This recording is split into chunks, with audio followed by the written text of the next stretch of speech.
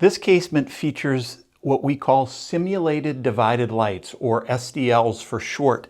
And what that means is the grids are on the exterior of the glass, and then what Provia does to make it look more like a old-time true divided light is they put a spacer in between there, so when you look down it looks very much like true divided lights, but it's a simulated divided light.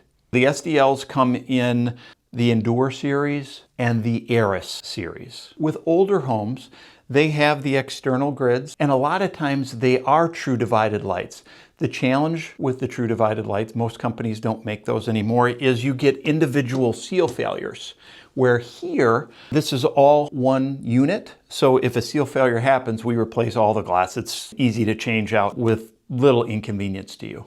So the benefit to doing something like that really is the exterior look. If you want that look and feel of external grids, we can do that. And this is the Prairie grid. We can do colonial grids, we can do a 4-box grid. We have lots of different options available. Really, whatever you want, we're going to be able to do on these SDLs for you.